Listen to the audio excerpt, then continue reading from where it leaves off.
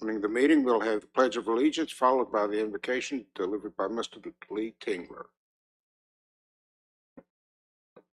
I pledge allegiance to the flag of the United States of America and to the republic for which it stands, one nation, under God, indivisible, with liberty and justice for all.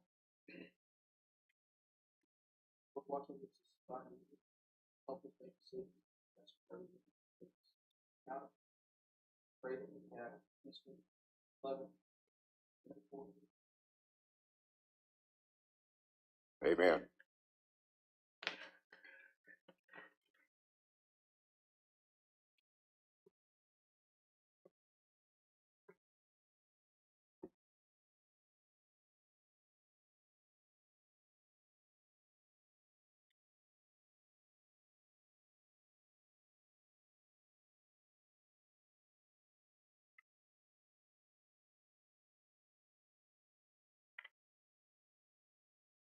By way of introduction, beginning on my left is Mr. Steve Rollins, representative from the Mattaponi District. To my immediate left is Dr. Carol Horton, representing Port Royal. My name is Bob Schwartz. I represent Bowling Green. And way over on the end is Mr. Lee Tingler, representing Madison. We have Mr. Leon Hughes, our Director of Planning and Economic Development, Mr. Brad Robinson, our Zoning Administrator, and Mr. Max Havlin, our County Attorney.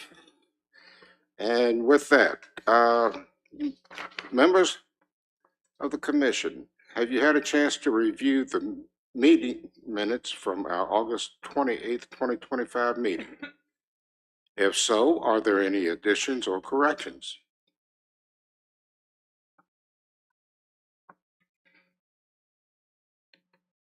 Hearing no additions or corrections, is there a motion? Chairman, I move that we receive the minutes from the last communication.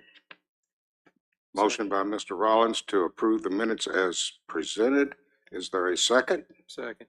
Seconded by Mr. Tingler. Any further discussion? There being no discussion, all those in favor signify by saying aye. Aye. All those opposed, nay. The ayes have it. Motion carries. The minutes are accepted as presented. Mr. Hughes, zoning and subdivision ordinance amendments.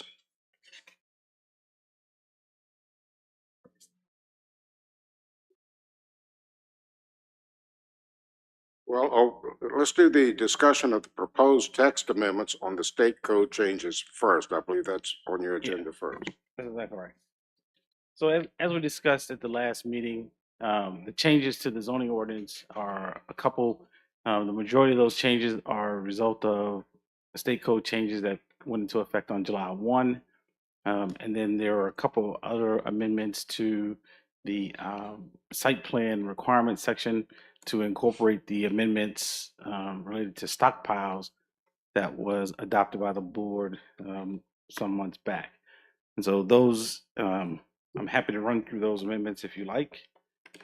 The biggest changes were to eliminate the Planning Commission references as it related to plat review and approval.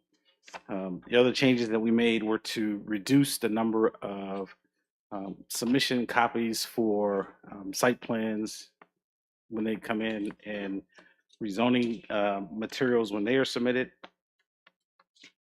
In addition,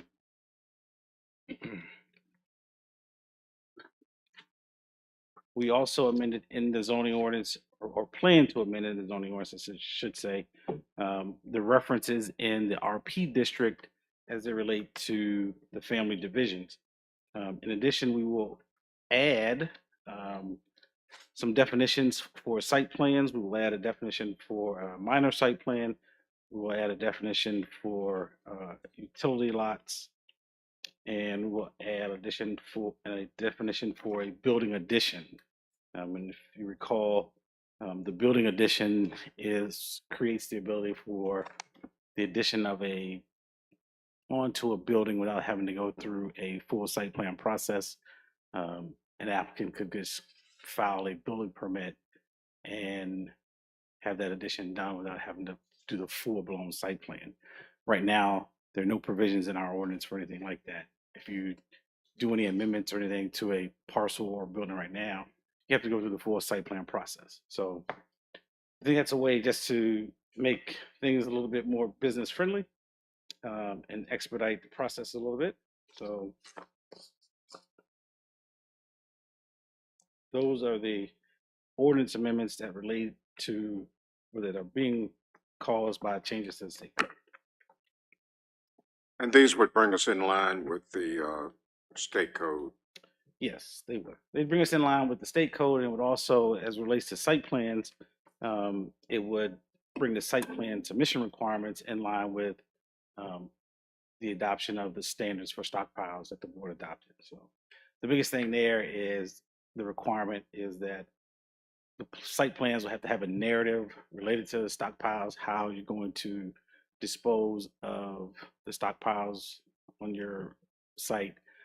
Set some parameters for height restrictions, set some parameters for proximity of stockpiles to existing residential structures during construction, and that's if the site is less than 3 acres, I think.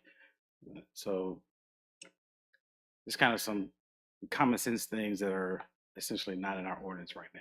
So, All right, so what do you need from the commission in order to go forward with these changes?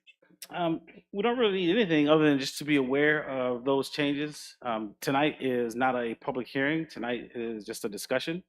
And so the plan is to, after tonight, finalize the documents, button everything up with our attorney, Mr. Max, and be sure all the I's are dotted and the T's are crossed, and bring that to you guys next month for a public hearing. Same with the items we're going to talk about in the subdivision ordinance tonight, is just to get some consensus from the commission as what should be advertised for public hearing, and we look to advertise for next month for public hearing on those items as well. Yeah, I've been reading through it, and it's in depth. Commissioners, anyone have any questions regarding this? I just had one question for a matter of information. On the stockpile, Mhm. are the builders, do they have to put a bond up for that? So that's written in, Yes, that a bond needs to be on? yes, they in do have to place. bond. It's a bond for removal of the stockpile, and if I'm not mistaken, I believe we ended up at 100% of the cost. I think that's what the board wanted to do. So, Okay. because if not, then if there's a gap between the bond amount and the cost to remove it, then that gap would have to be filled by the county if we had to pull the bond. So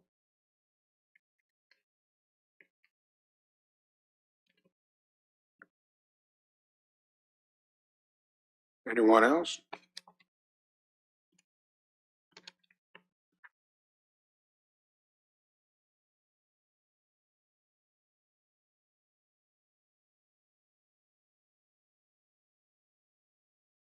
I believe that's all I have, if anyone else has anything. So if you would like to go to a public hearing on this next month, I think we're good to do so. alrighty. So the next item that we'll talk about, which is a little bit more in depth, is proposed amendments to the subdivision ordinance, which relate to family divisions. Right.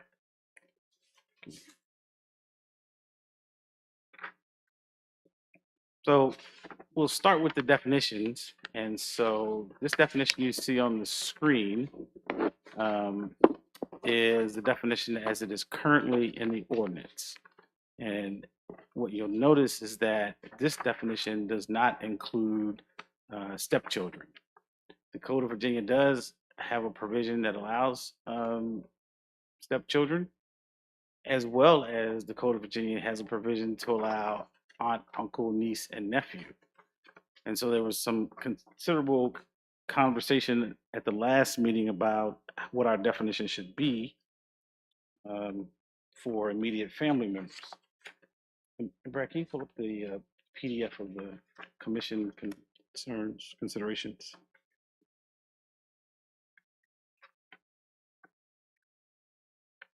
So on the screen right now, if you recall, at the end of last meeting, we asked all the commission members to provide us some insights on ideas that each of you all had related to various parts of the subdivision ordinance.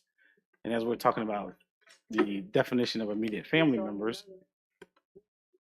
you can see at the bottom item, it says definition of immediate family. These were the thoughts from the commissions on what to do with that definition. So there was a thought to eliminate aunts, uncles, nieces, and nephews. There was a thought you could transfer them under a special exception, you know, such as an individual living with a relative. And if that relative was to pass away, there could be a situation, some other situation where relatives need to move closer. Brad, can you scroll down?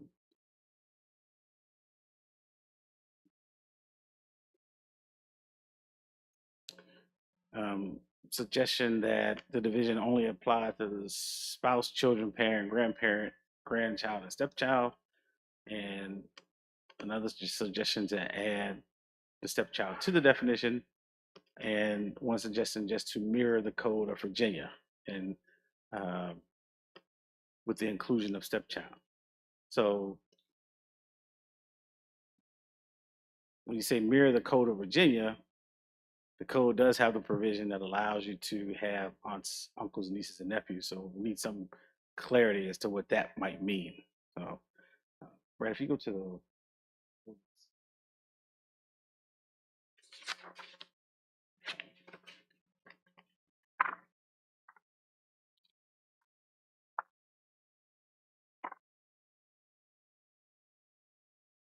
yeah, the family division. Okay.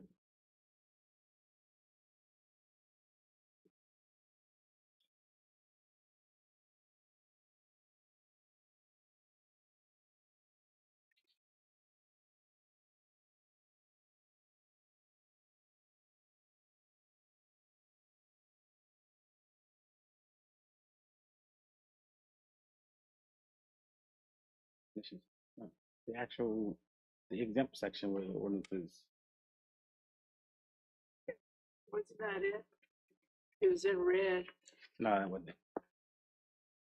So one of the other, as we talk about the, if you recall, we talked about the fact that the subdivision ordinance right now, the family divisions, the definition, it was not truly defined. And so, as I explained last time, we were going to create an exempt section in the subdivision ordinance to allow, to lay out the provisions of the family division requirements. Here you go. So this would be a new section, section 8, and would be called exemptions. And then the provisions for family divisions would be in this section because they are not beholden to the regulations of the subdivision ordinance. And so they would be in this separate section, as well as another division that we want to add for utility lots. And so I think there's one more down, Brad. There's another document there that's got some notes on it.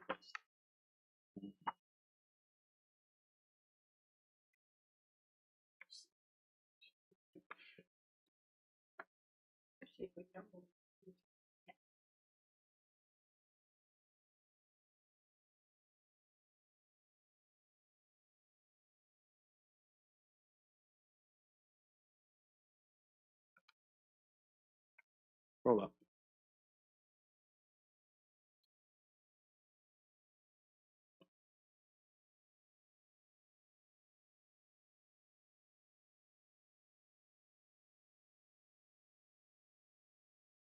It should be where the definition is.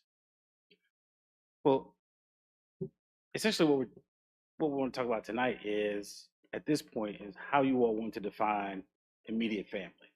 You know, what is the commission's desire as it relates to defining immediate family? That was number one on my list. I think we get get past that hurdle, the rest will fall in place.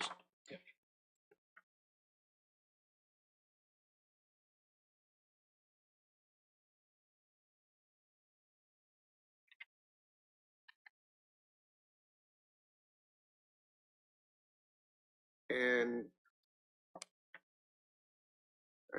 we've got several packets of papers up here, all interrelated to this.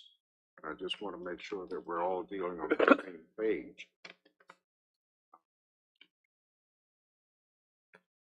Requirements for approving non-conforming family subdivision. It's all in blue, and it's page 4-6 of the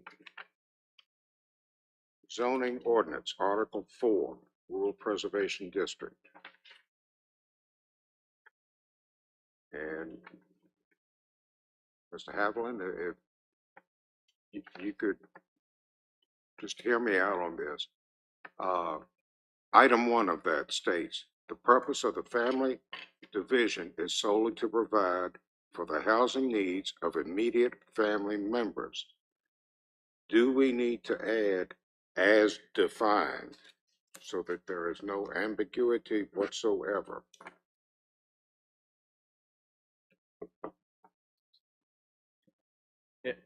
It's going to depend on what the actual amendments are with respect to the defined terms of the ordinance. But assuming the ordinance defines immediate family, then we wouldn't need to explicitly say member of the immediate family as defined in section, blah, blah, blah, because it is actually defined. I just didn't want any cloudy issues saying, well, which definition are they going by? Yep. As long as we're very precise with use of the actual defined term and not starting to mix things up, there shouldn't be any issue. Okay, thank you, sir. Appreciate it so much.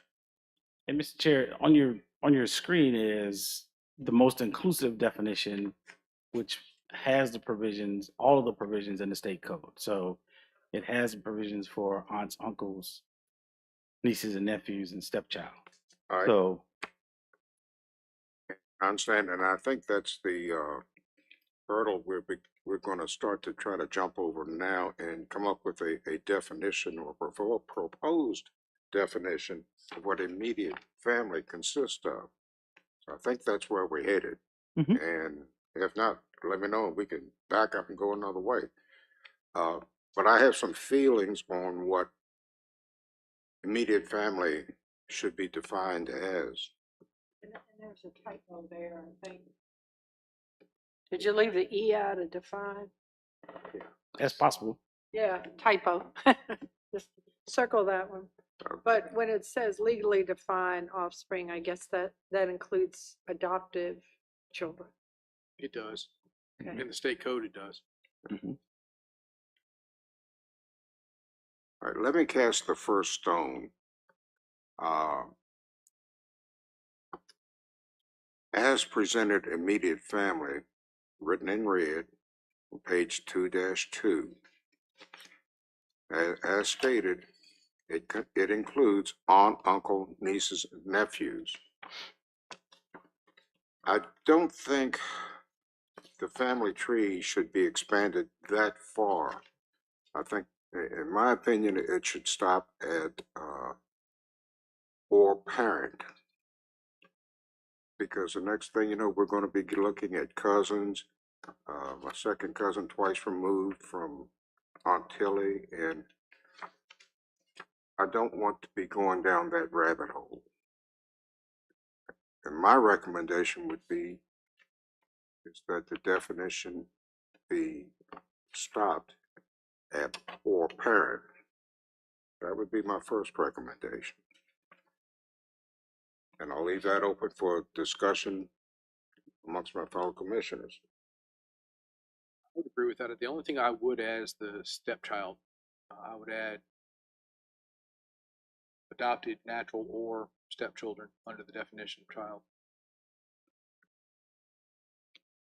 And the attorney may need to clarify this, but a stepchild depends on whether you're married or not, correct? I mean, if you divorced, you could legally lose a stepchild, correct? So it has to be a stepchild that's legal at the time, correct? That is correct. A stepchild would not be legally offspring of the person. That's why they're separately identified as opposed to adopted. It does allow for the potential for tension if there is a lot created for a stepchild and then there is a divorce, and is that lot then consistent with the ordinance if it wasn't maintained by a stepchild for X number of years? But the creation of a lot, if it were a stepchild currently, it would qualify. Yeah. Another thing is you could lose an aunt or uncle during a divorce.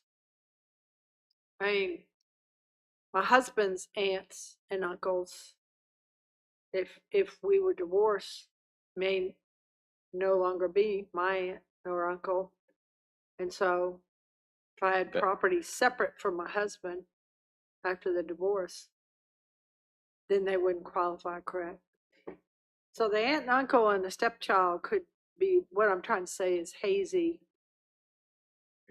Yes, I agree with you generally. Yes, the way these ordinances are generally interpreted is that if a couple are married, each one of them is, if they're if there's a joint tenancy or a tenancy by the entirety, are entitled to use the defined terms here. So if it was the wife, her aunt would qualify. If it was the husband, his aunt would qualify, not necessarily by virtue of being your spouse's if it was just owned by the husband, let's say, and he wouldn't be able to carve off a parcel just for the wife's aunt unless the wife was an owner of the property as well.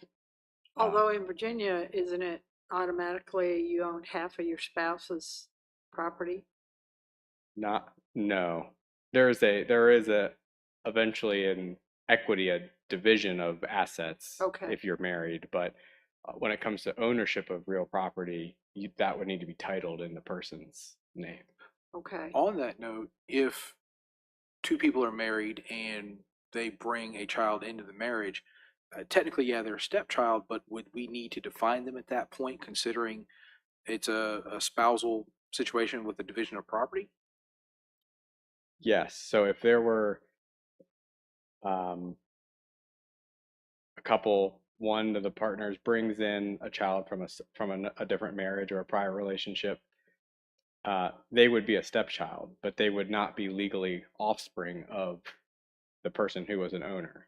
So if the new wife was an owner of the property and she brought a child into the new relationship, that child would still qualify Okay, so because if it was co-owned, it would be okay, but not if it was in one or the other's name without. correct. Okay. Correct. So it does get complicated because it relies on the ownership of the real property as the foundation for how you start using these defined terms. It gets so complicated when you start including stepchildren, and then you factor in the potential for that stepchild being designated a lot owner, and then the parents or the parent and step parent divorce. It was the step parent who was the original owner. I mean, there are so many roads to go down, but I don't know if we're trying to make a simple matter complicated or what. The problem is, of course, is that the family subdivisions have been misused and abused so much historically that we're trying to tighten it up a bit and trying to cover all bases. So I think it's important that the public know where we're coming from and why. But we'll get through it. But I just want to make the point though, if Yes, the sir. lot was legally created, it's still a legally created lot. You don't, if there's a divorce or something, you don't have to go back and revert the lot, the ownership out. So that's not an issue. Because when the lot was created, it was created as a legal lot. It was Right. legally created. Okay. Oh, yeah. But we're just trying to figure out who legally can have a cutoff. So, does this go before the board, supervisors, or is just, It will eventually, yes, ma'am. okay? So it's gone through 2 public hearings. It will. So as long as the spouse, 2 spouses are the property owners, whatever bloodline for the husband and whatever bloodline for the wife can be subdivided, whether, so as long as both names are on the initial property, then the spouse can her bloodline, as far as whether she had a child by someone else or not, they would still be her bloodline, right? So that she could subdivide to her child, even though it wasn't her husband's child. That is correct. Okay, so the bloodline is really what regulates everything on both sides. Then. Okay. All right, Mr. Chairman, I'm kind of along with you. I think there's too many. I just look at it as at some point it's going to get away from, if you start going to aunts and uncles and this type of thing, I don't know how far it's going to get out of the original, family if you continue down that road. That's my concern with having so many people that are eligible for the subdivide. Mr. Williams is not present tonight, but I have discussed this matter with him, and I think we've received an email from him expressing his concerns as well. And dropping their aunt, uncle, niece, and nephew was one of his concerns, in that he also felt that the family tree was too expanded. We need to narrow the family tree. So I don't know about Mr. Young. I haven't had a chance to catch up to him, but Well, an aunt and uncle, sometimes they raise you, but not very often. So I can see where some people would consider, an aunt and uncle a parent, but normally that doesn't happen. Or if they do, sometimes an adoption, your aunt or uncle will adopt you. The nieces and nephews, that's going to be somebody's bloodline in the marriage.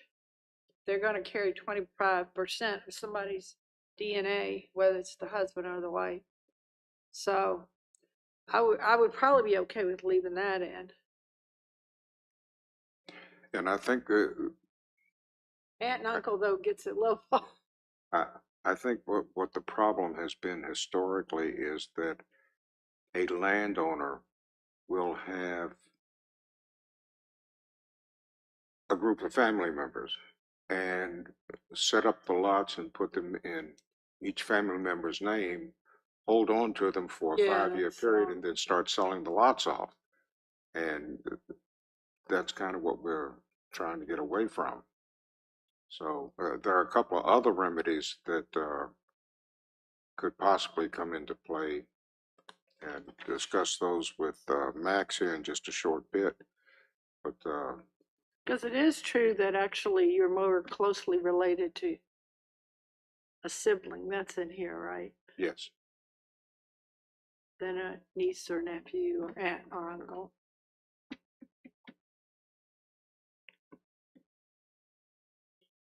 so anyway, Mr. Hughes, we're still at a question mark on that. And I don't know if it's going to take a vote by the commission whether to drop aunt, uncle, niece, and nephew, or what the proper format would be for that. I think you can do it by consensus. What you want to bring forward for public hearing. Just for context, of the 9 jurisdictions that we looked at, 4 of the jurisdictions do not allow, uncle Right. and aunt. I think I'm my sorry, goal 5. this evening is to give you enough direction to go forward so that we can get this moving Yeah. down the road. So my wife wants to give some land to who she calls an uncle, but it's not her blood uncle, only based on the fact that he married her aunt. And let's say the aunt is deceased, but the uncle by marriage is still living. So could she subdivide land to that married, based on marriage uncle versus uncle by blood? Yeah, it gets really tricky. Because you're gonna, the bloodline, that's what I was saying Yeah. about this Yeah. diverse, you know, you're gonna, eventually, people who don't even have your last name, it's gonna be getting property, land subdivided to them that really aren't blood And if relatives. that uncle remarries, it doesn't seem like he would be an uncle anymore. Right. There is no clear answer. It's just on however the locality is going to administer or define the terms within their ordinance. I would say, in general, that individual would not be a blood relation eligible for as a member of the immediate family because they would not be an uncle by that person's actual blood or any owner of the property's actual blood. And that's not a qualifier for special exception to the board, correct? So that uncle couldn't come for asking for a special exception if he's not blood. So that qualifier's not there either. Where, I don't know. okay, Well, some of these are not gonna No, be not right blood, now. like stepchild is probably not blood, spouse is probably not blood. right. Okay, But I think most of us are saying aunt, uncle, niece, nephew. It's kind of getting far away from it. In my opinion, yes. Especially aunt and uncle. It could get like really complicated with divorces and such, as we were just talking about.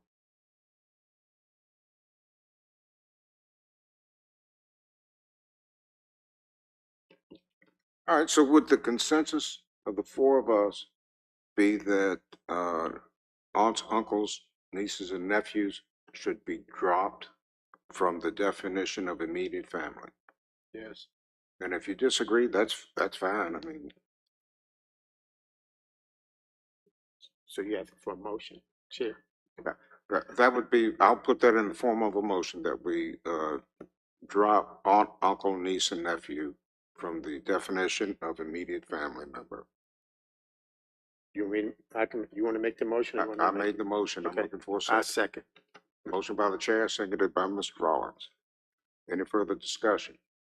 There being no further discussion, all those in favor signify by saying aye. Aye. All those opposed, nay. The ayes have it, motion carries. Sir, we recommend that you drop aunt, uncle, niece, and nephew from immediate family definition. All righty.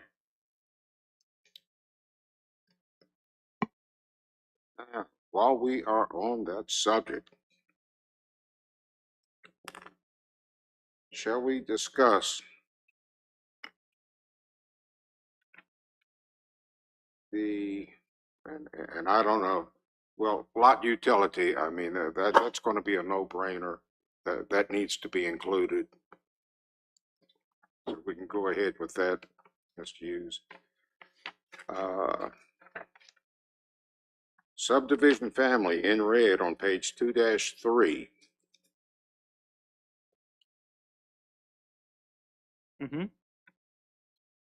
In order to reduce misuse and abuse. Section 2, still in section 2. Yes. Yes, I was letting Steve know, yeah.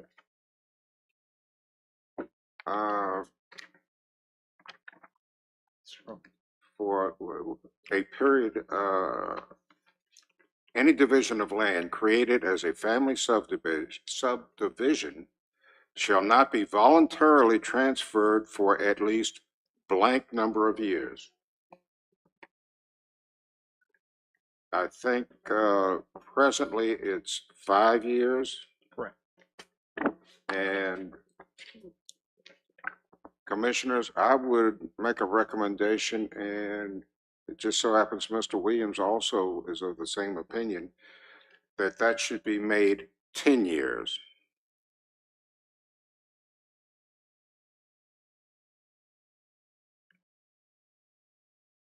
So the person that receives the land must retain ownership for a period of 10 years before they can voluntarily sell it. That will decrease land speculation. Sometimes sitting on land for 5 years is a good thing, and a land speculator doesn't mind doing that. But if you increase the amount of time that they must retain ownership, it'll be a bit more restrictive on them.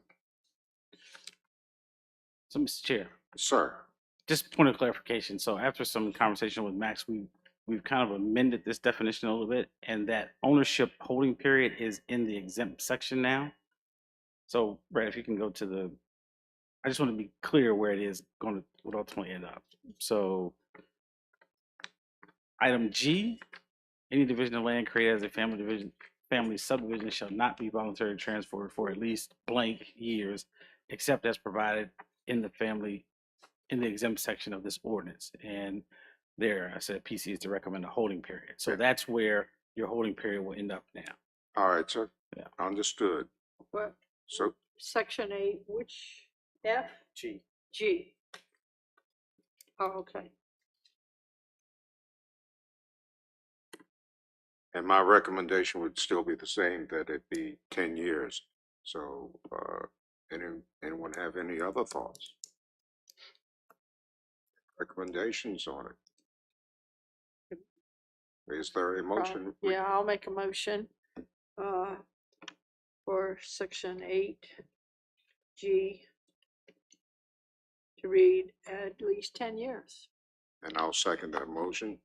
Motion by Dr. Horton, seconded by the chair to insert 10-year holding period. Any further discussion? There being no discussion, all those in favor signify by saying aye. Aye. All those opposed, nay. The ayes have it. That motion carries. Now, Counselor, I came across it raised another question to me. Is that the new landowner, the transferee, I guess it is there a minimum age at which that landowner or transferee can be? In other words, if I were a grandfather and I wanted to give my grandchild land, but my grandchild is 14 years of age, could I deed that land to that grandchild? I'd have to research that issue specifically, but you don't need to accept property in order for a deed to be recorded. So I do believe that a grantor could convey property to a minor. That minor may not be able to dispose of the property, without some additional process, but they would need to execute anything in order to accept it. Okay, thank you.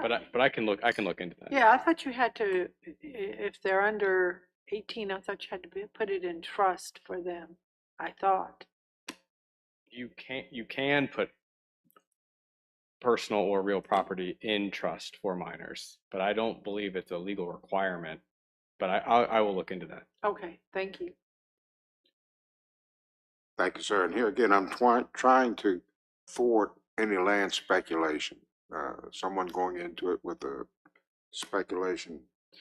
Mr. Chair, Sir, if I may, I think if we go down this list of items that were kind of proposed, okay, I think it will kind of address your concerns. And I think you'll tick off the issues that you may have concerns about as you kind of look at what you guys have proposed. And this was generated essentially through your comments that we received. okay, And yes, sir. so, as I stated, this would be in the exempt section, the new exempt section of the subdivision ordinance.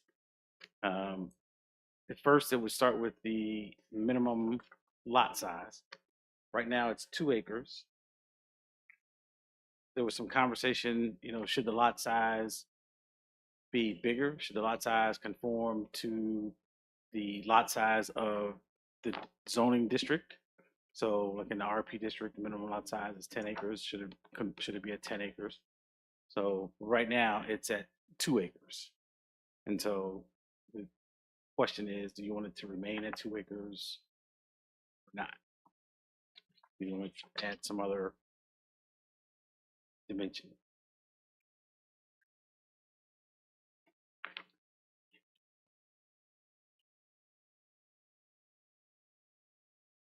I don't generally have a problem with the 2 acres. I do think we should limit the number of lots that are allowed to be cut off regardless of size. So, if you have a 20-acre parcel, you keep 10 in the original, you cut 2 off for kid number 1, and you put the other 8 acres into another parcel, that would be fine. That's 3 total, including the original. But I think we should limit the number of total parcels that can be cut off regardless of the minimum acreage. I think that's a topic worthy of discussion because where do you set that limit? So if I have 7 children and my limit is 4, does that mean I can't give 3 of my children a piece of property to a family division if I have enough acreage? Yes. So Yeah, that's short just answer. worthy of, I mean, it's just worthy of discussion. It's, understand that that's going to be extremely punitive to someone. It is, but there are other counties that are already have set the precedent for it. I'm looking at Hanover's rules, and they allow a maximum of 4 lots. So it's not that it's uncommon to the Commonwealth or even to our neighbors. I think when we first started all this too, like 30 years ago, you could only do 1 cutoff, and it had to be 10 acres. And we've whittled it down to smaller. I mean, it was much stricter at one time.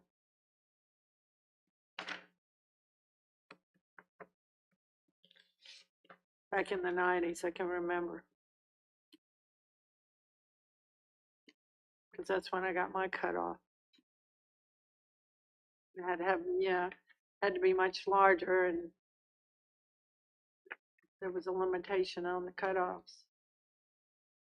So I think if the goal is to limit the number of family division parcels that are created, I think if you look at C, the parent tract shall remain the minimum lot size required in the RP district, half the size. I mean, that's a provision there that or half the size of the original lot size. That's where if I have a non-conforming lot right now, if I have a 5-acre lot, I can still cut off a 2-acre lot.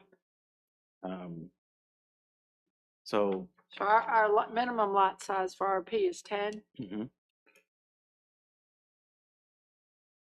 But I would just say that because the way the RP district was created and when it was created, there were a number of lots within that district that were already non-conforming. So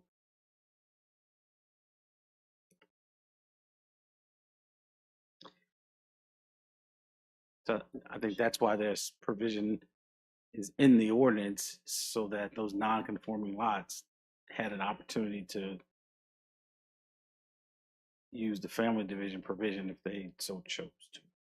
And they could meet that requirement of maintaining, So if you had a 6-acre lot under C, we're on C, then you have to maintain at least 3 acres. And that gives you 4 to give away. 2 plus 2. You said They're at 7 acres with that. Yeah, that's 7, yeah. So if you had 6, you could give 1. You could do a 2-acre division. Oh, okay. I guess I was thinking 10. And if you have 3 children, you could give 3 1-acre lots.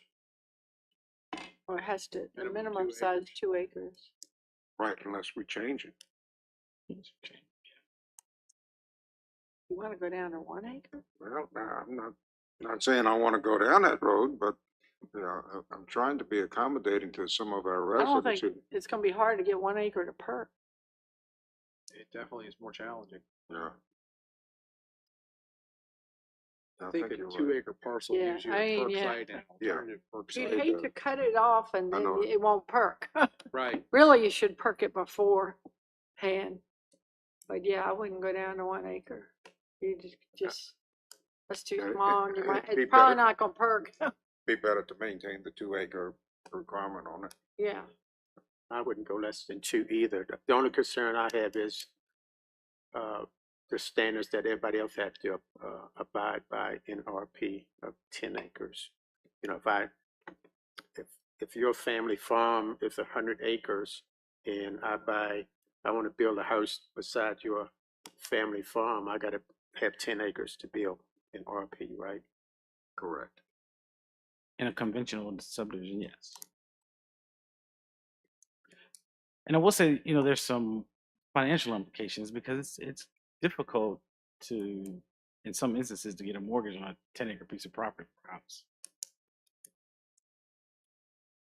I mean, we've seen instances where, people come in and carve out, 5 acres around the house and leave balance. Well, now that's going to vary by financial institutions, but I'm just saying it's a consideration.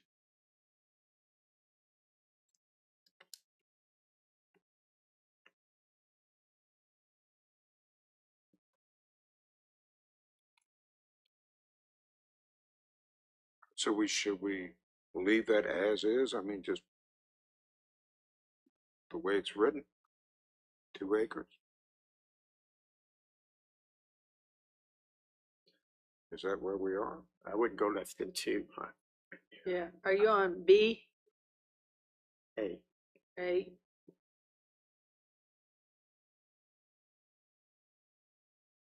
Minimum lot shall be 2 acres, yeah? Yeah, leave that. Leave that as is. So as it's written, with half the original being in the parent parcel with 2 acre minimum cutoffs, a 10-year holding period. And again, I think we add a maximum number of cuts. If somebody's looking to create a subdivision like that's being abused, if you only get 4 lots out of it, it makes it a lot less attractive. Yes. In that regard. I mean, if I can cut off 6 or 7, 8, 10 lots, now I'm starting to, make some money as a contractor necessarily. But if you limit it, it's like a quad, a house. You can get a traditional loan on a quad, but you can't on an apartment building.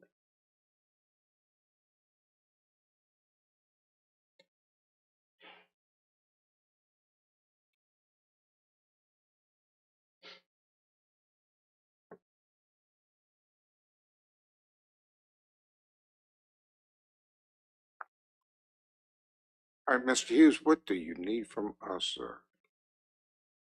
Just your consensus.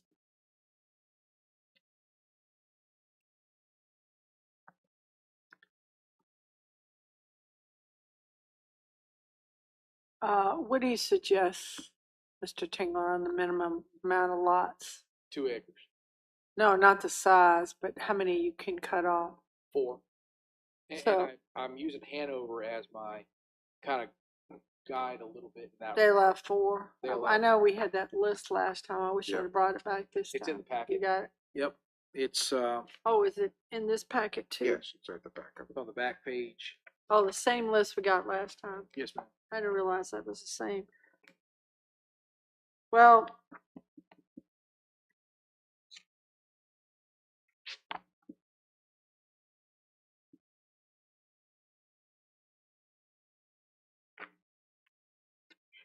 what is that under special provisions? Yep. They have a minimum 1 acre, which I suggest 2, and a maximum number of lots of 4. And that would go for even if you had like a 200 acre farm or,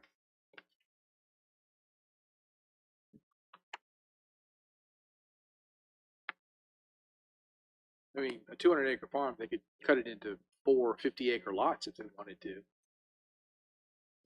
well, he would have to keep half, right? If he had 200, he would have to keep 100 acres. Right, you're right. I'm sorry. Right. So he would have to keep half of the Right. original parcel.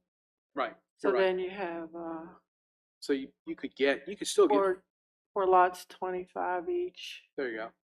And then in the future, are those 25 acre lots That's a good question. available to be cut off again? After 10 years. Once a property After is 10 years, subdivided, right? can it be re-subdivided 10 years later? Yeah, so if if my parents left me a 25-acre parcel and through the family division provision, there's nothing that says I can't deed my children parcels. Okay. Can we add a stipulation that that can only be done twice? Or some sort of limitation to keep it from getting cut over and over and over again? I say you can do whatever you want to do. I mean, that's when we started this conversation. I said, as many counties as there are in Virginia, there are that many different family division ordinances because every jurisdiction has its own desires as it relates to family. So that's covered in king and queen. See how they total of 7 lots. Yeah, so they have 7 lots instead of 4. In a family subdivision. Right. So Yeah, but I think king and queen is saying it. Are they saying it cannot be subdivided again? that's not how I'm reading it. The way I read it, it's only 7 family subdivision lots, From the parent, period. parent parcel. It says from the parent parcel. So Right. it doesn't say. So when I divide that parcel, those new parcels they become their own They parent become parcel. their own parent. Is that what that means? That's how I would interpret it. But I mean, there may be some language in their ordinance that clarifies that. But I think What about putting in a 30-year provision on top of the 10? So it can't be sold for 10 years, but it can't be re-subdivided after its first subdivision for 30.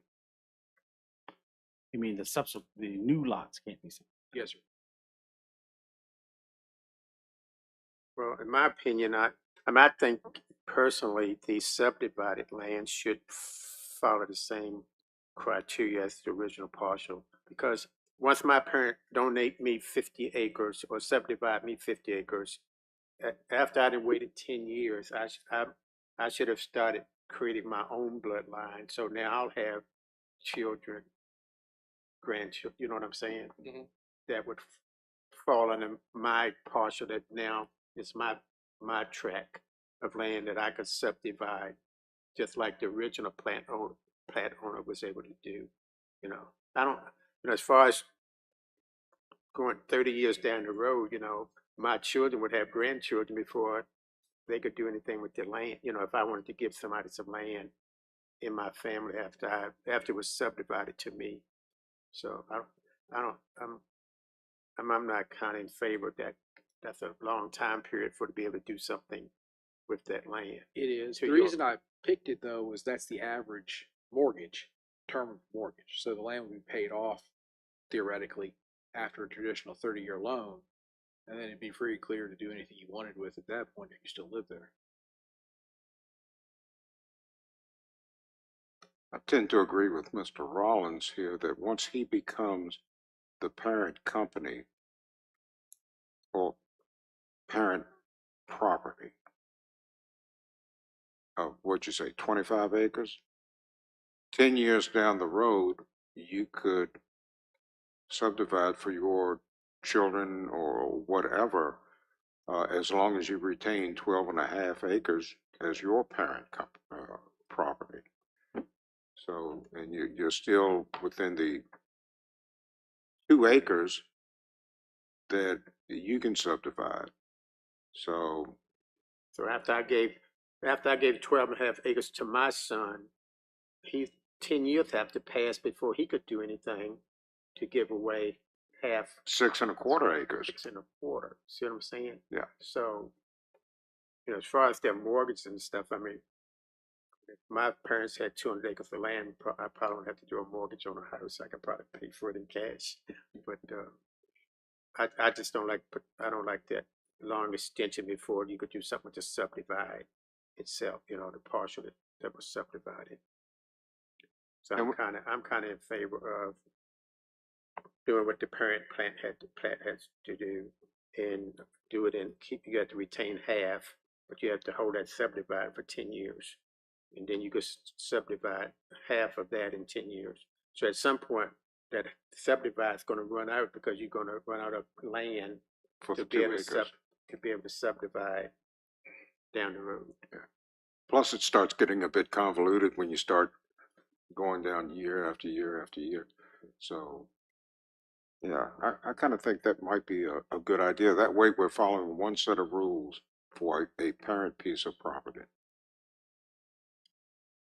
Is that clear as mud, Mr. Hughes? Okay. So yeah, I don't know what your consensus is at this point.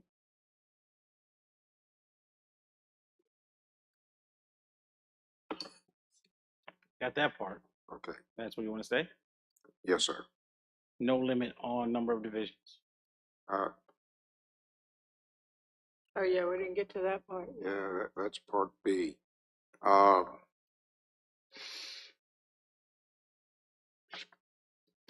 So Hanover says 4. King and Queen says 7.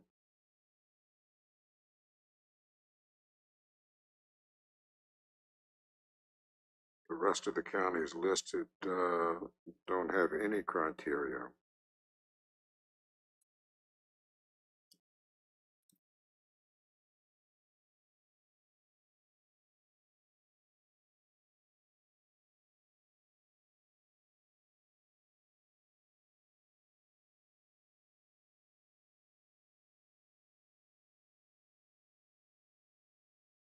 Some of the properties are vast in size, some of are not.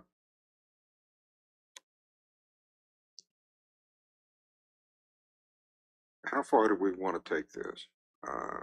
Do we want to put a maximum number of land divisions on the parent property or not?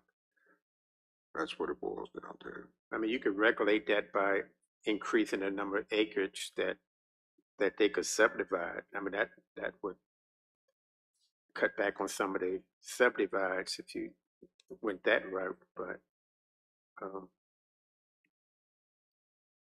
I don't have a problem not having a limit. At some point, because after I subdivide 50 acres to 25, then that you can only subdivide that 25 to 12, because you have to keep half. So every time you subdivide, you have to retain half. Yes, sir. So unless you got a large amount of acreage that you subdivided initially, I Better mean, have a large family to go with it. Yeah, I mean, if it was family, though, it would be different. Lots of times it's not family, you're just dividing it up so they could sell it later. That's how we got in this bind. Exactly. so Mr. Tingley, you wanted to go with 7 like King and Queen, or you want to go 4?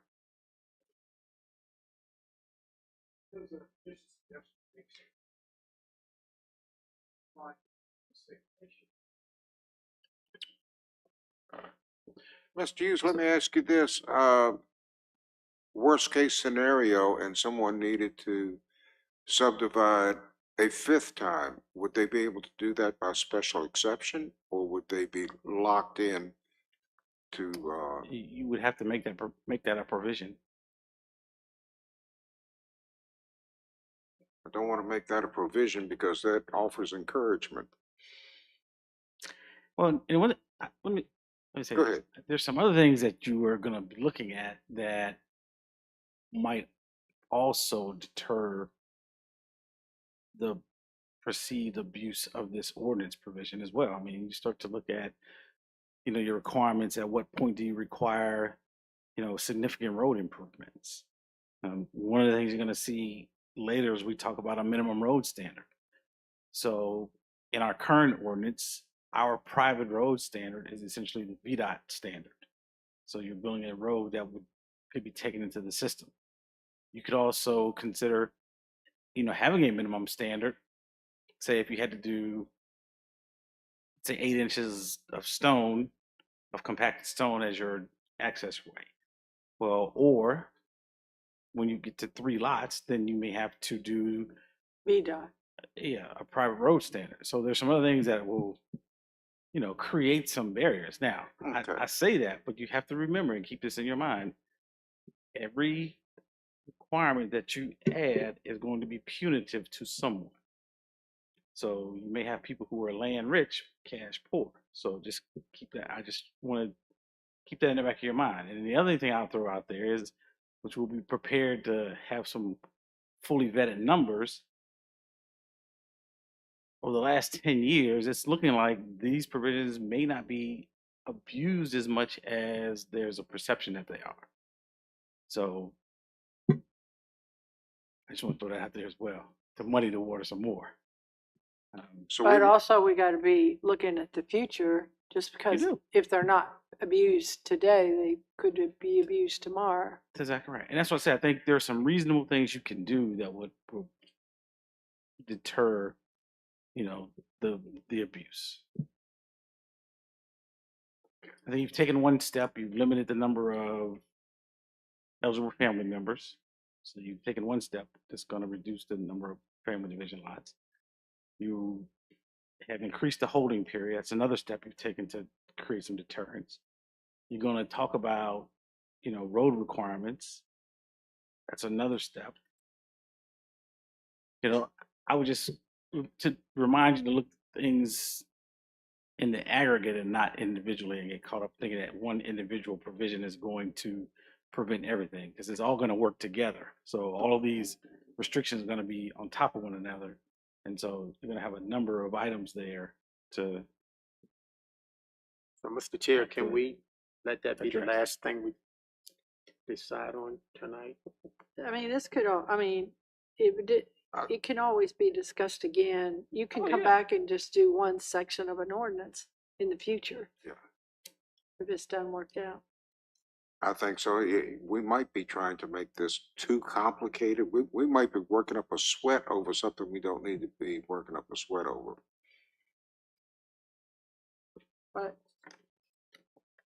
All right.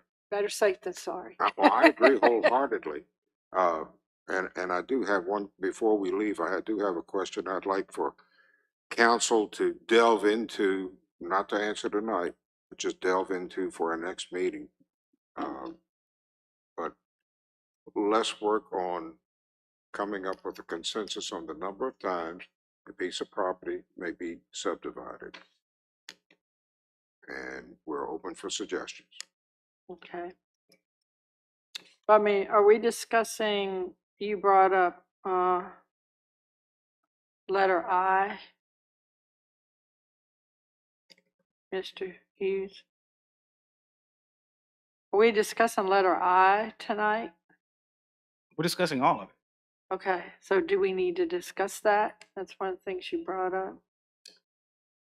Yeah, I want to be sure we haven't skipped anything. So all of these things that are underlined are proposals. So they're not in our ordinance right now. So if we start at D, there'd be a requirement that you'd have to show a sketch for potential future divisions. So if you had a couple of children that were older than 18 and you wanted to give those individuals a lot today, you could do those lots. But then if you had some younger children, you might contemplate giving those children lots, then this says that you would show those potential divisions on that original plat. You don't necessarily have to record those lots, but you would show them as potential future divisions. If you come down to E, Well, Yeah. one question. Sure. So with that overall sketch plan, based on whatever maximum we put on divisions, they would know that when they presented their sketch plan, they would only have, let's say, 5 divisions on their sketch plan based on what the ordinance say. So if they came to you and said, I got a sketch plan and I'm gonna lay out seven parcels to subdivide, at that point, they would be told that you can only do, if the number was 5, for instance, That's correct. they would be told that you got too many subdivides on your sketch plan. Their next option would be, well, they couldn't do a conventional, but yeah, yes. Okay. All right. So there's your early warning that, hey, I may have more children than I have land. So they would know that. Okay.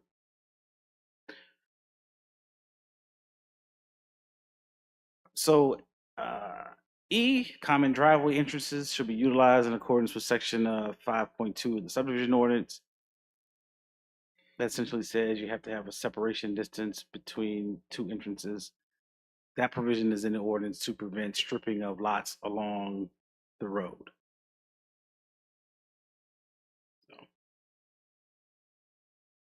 Which is a good thing for access management purposes.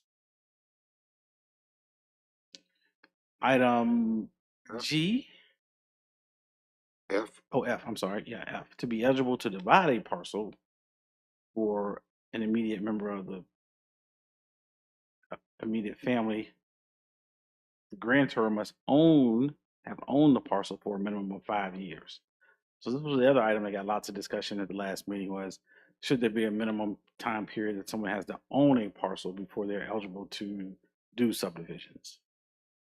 So if I buy 100 acres, I got to have it for 5 years before I can start doing family subdivisions. If I buy whatever amount of acreage, it would create a holding period or an ownership period before it's eligible for division. We don't have any stipulations on that right now. We do not.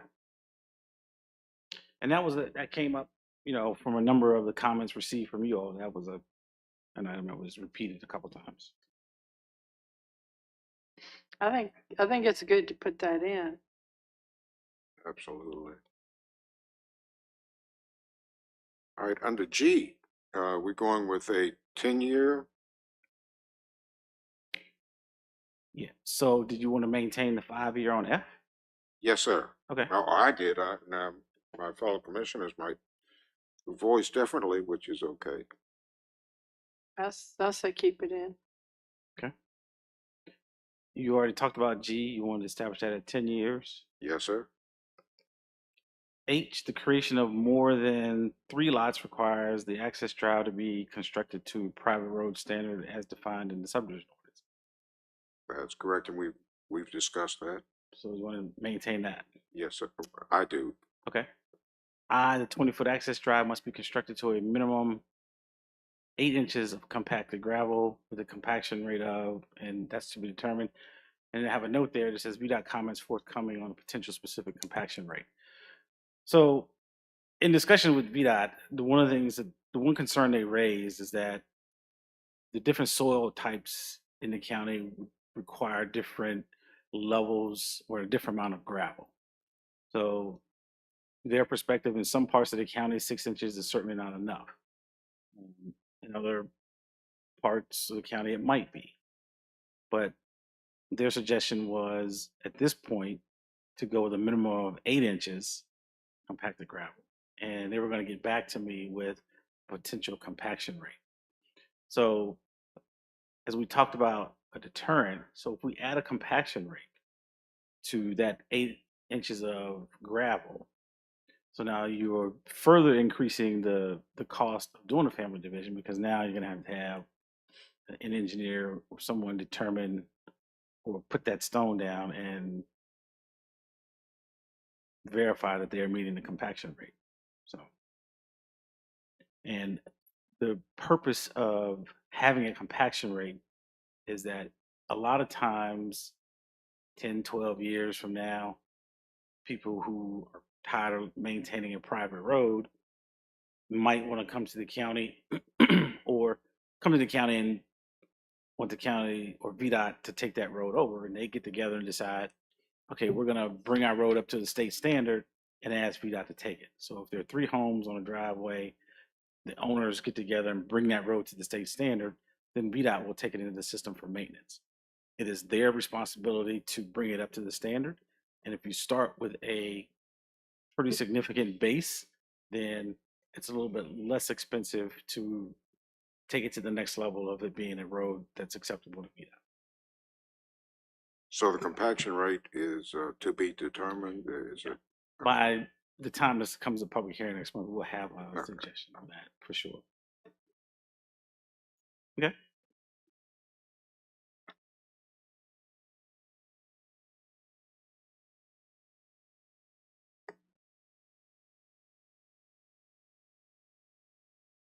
Okay.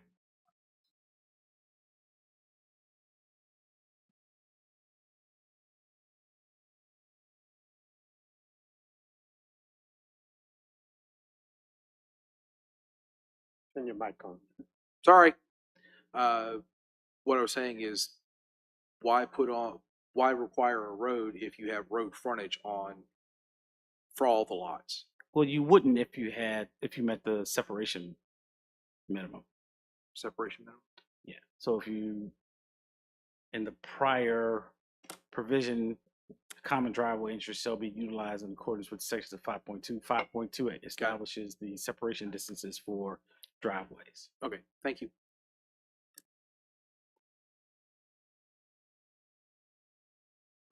So Section section J, J, a road maintenance agreement must be recorded that includes each proposed and any future parcels that may use the access drive.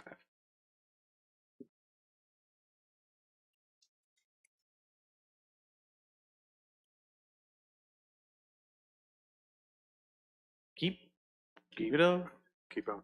keep it. K Okay. is already in force, isn't it? I thought it was already 50 feet. No, we're talking J, the, I know, the I've gone down maintenance to agreement.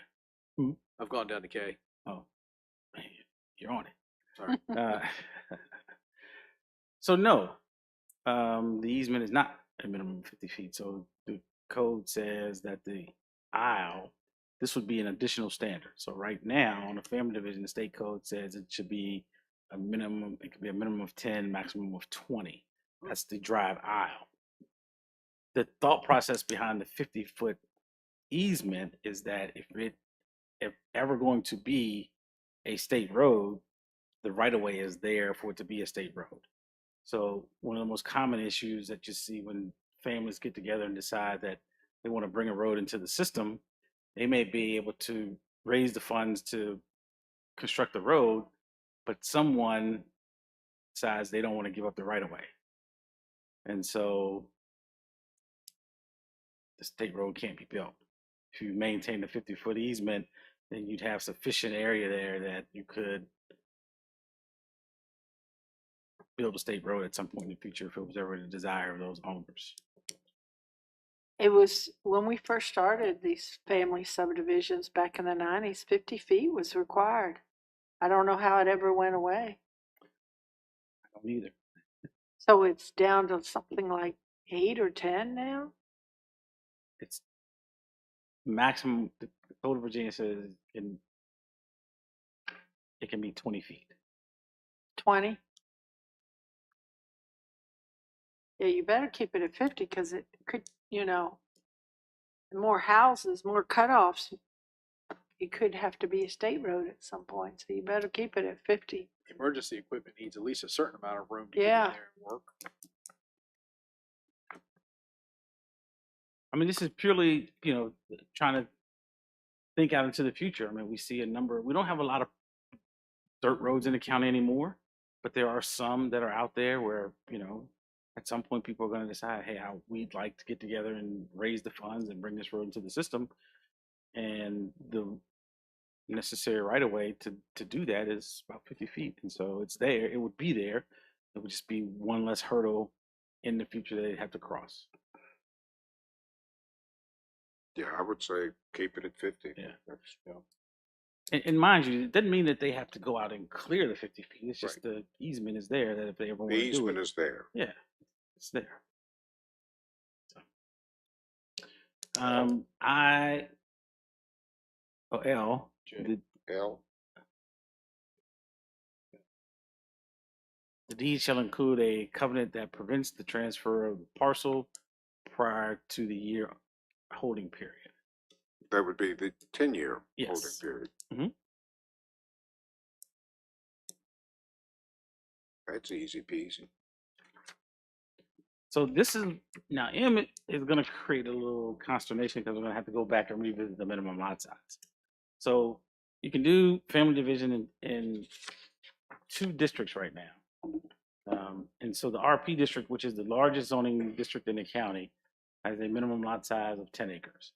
So this provision, as it is written here, says that if you have RP zone property, then your minimum lot size would have to be 10 acres. But if you recall, I said that the way the RP district came about, there were a number of non-conforming lots already in the RP district that are not 10 acres. So there again, it's a kind of punitive requirement. But it's whatever the commission's desire is at this point, you know.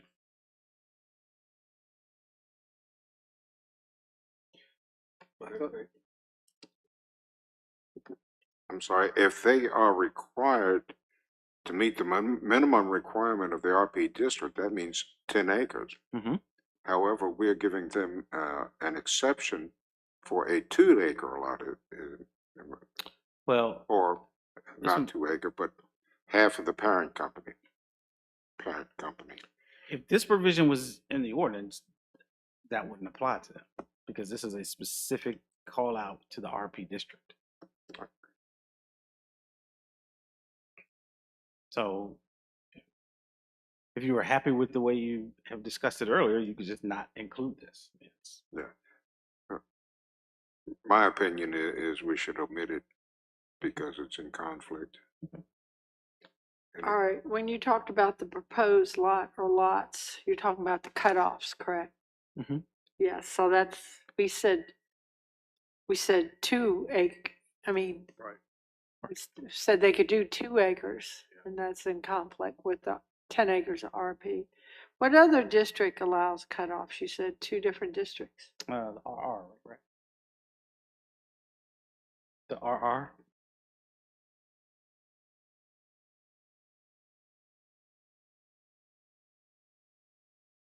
What's the minimum lot size in the RR district? Oh.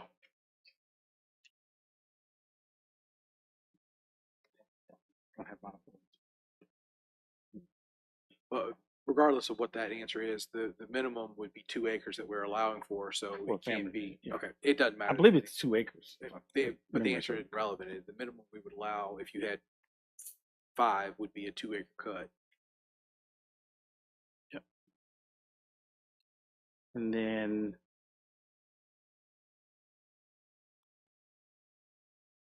there's a provision here, a family subdivision lot may be transferred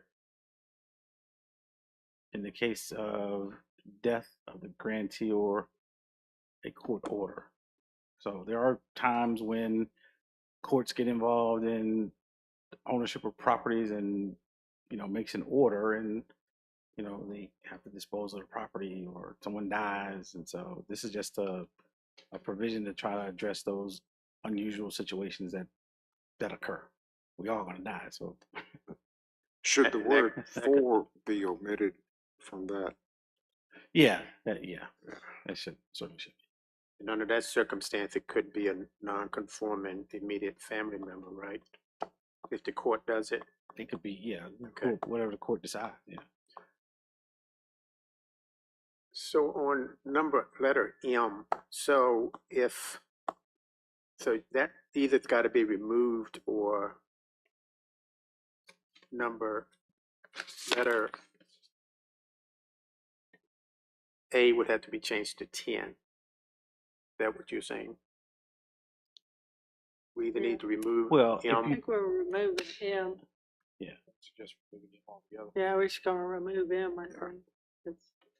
Do we need to vote on that? By That's consensus. consensus. All of these, everything you see came from suggestions that you all made. So, Yeah, you I know, remember. you guys are just calling through what your wishes are at this point. I would suggest that we omit section M. That way we avoid a conflict.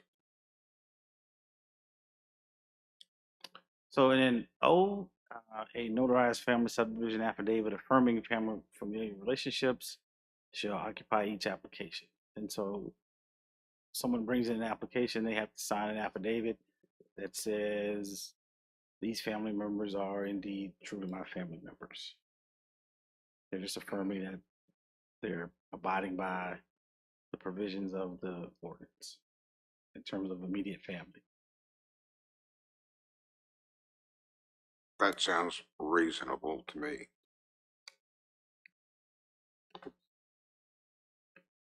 Okay.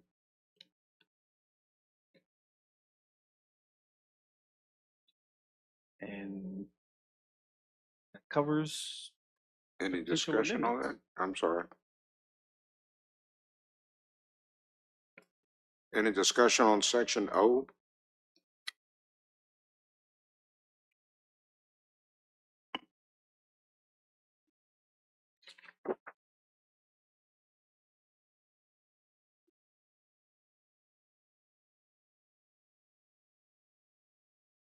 I'm good.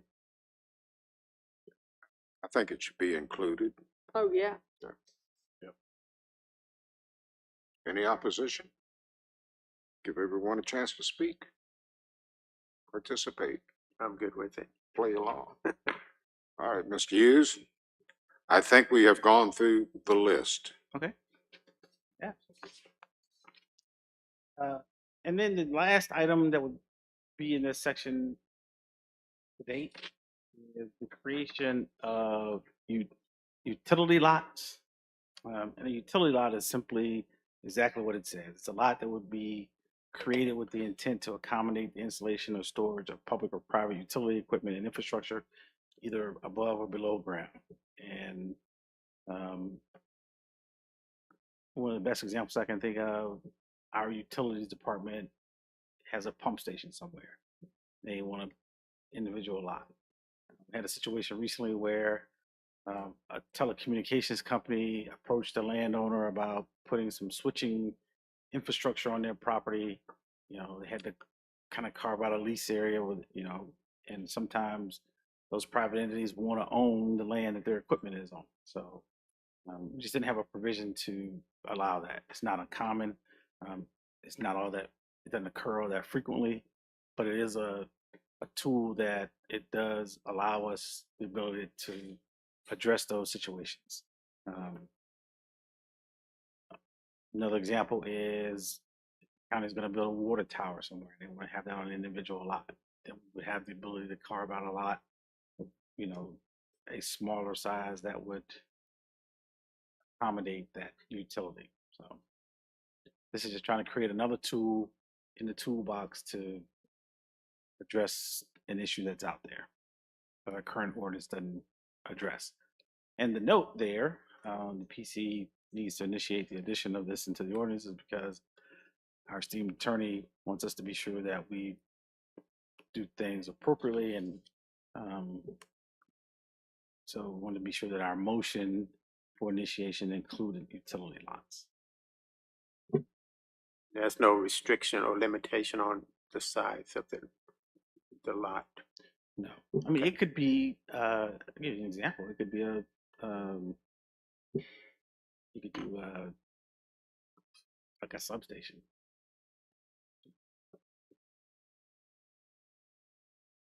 It could be a cell tower. I mean, it could be any number of utilities that, you know, those entities just want to own the land that their assets are sitting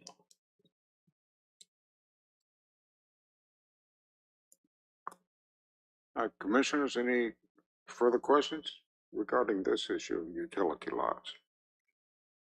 There being none, I move that the Planning Commission initiate amendments of the regulations of the zoning ordinance related to utility lots.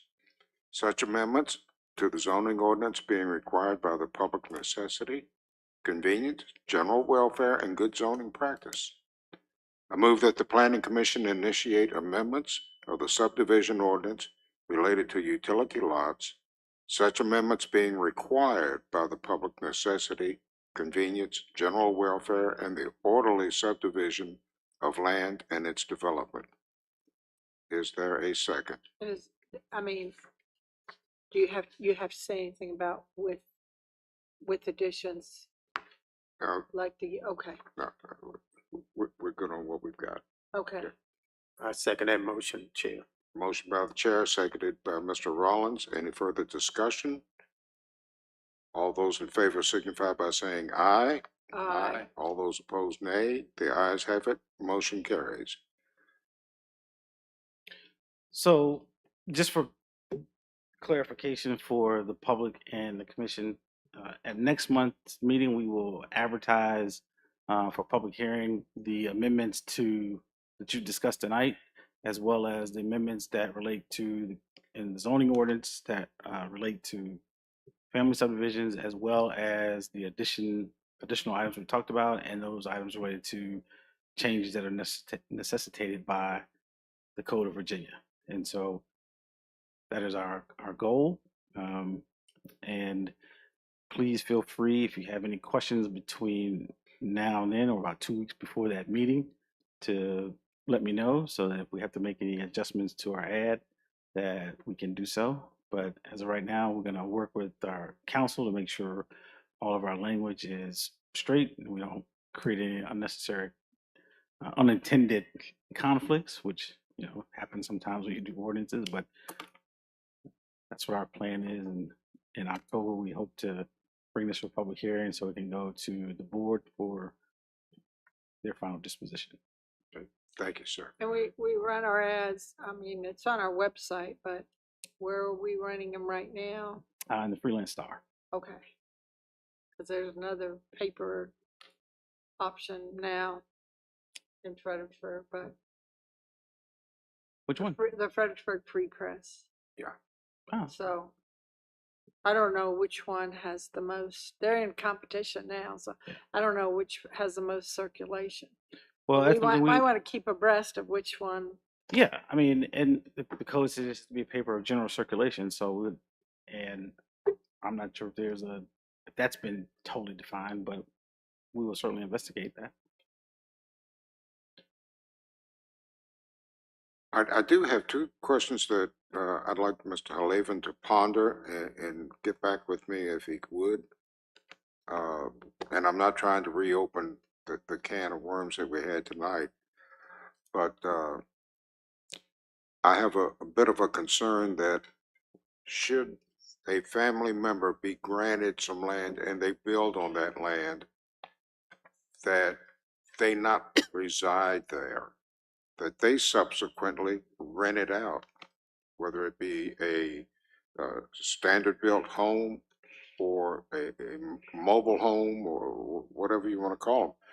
But is there any way that we can require that the land grantee be required to be a full-time resident on that lot for that specified period of 10 years? And I guess that's my question. So, because we're doing something to help them, to help their family, and I just don't want to see rental properties start. Nothing against rental properties, but I don't want to see rental I properties don't start. think they can put a mobile home, but they can put a house. Yeah. So, here again, just trying to cover my Yeah, bases here. that's a good point. It really is. So anyway, if the council would just get back with us on that, I would appreciate it. Any and all matters, Mr. Hughes? Nope. I would just say that probably at the next meeting, we may bring to you for initiation for consideration, potential amendments to our HCOD Highway Corridor Overlay District boundaries. So something to be thinking about, expanding the commercial services corridor in a certain portion along 207. And what that does is, if you amend the commercial services, or if you amend the HCOD and add the commercial services corridor to that section of the HCOD, then it relaxes the requirements for the parking having to be in the rear, and it also allows a greater setback. Right now in the HCOD, the maximum setback is 50 feet. So, and along Okay. 207, you know, that may not necessarily be appropriate. Okay, thank you. All right, So it's just one of those things that, you know, as evolution in the county evolves, we revisit these things. And we did this a year and a half ago, maybe along Ruther Glen Road, where we added the CSC so that it would facilitate industrial development along there. all right, sir. Thank you. Staff, we appreciate your help in helping us get through this, and commissioners, appreciate your help this evening. That being said, is there a motion to adjourn until our next regular meeting on October 23rd, 2025 at 6:30 p.m.? I will move that we adjourn until our next meeting, October 23rd. 23rd. Motion by Dr. Horton, seconded by everyone. All those in favor signify by saying aye. Aye. All those opposed, nay. The ayes have it. This meeting is adjourned. Ladies and gentlemen, thank you for your attendance this evening.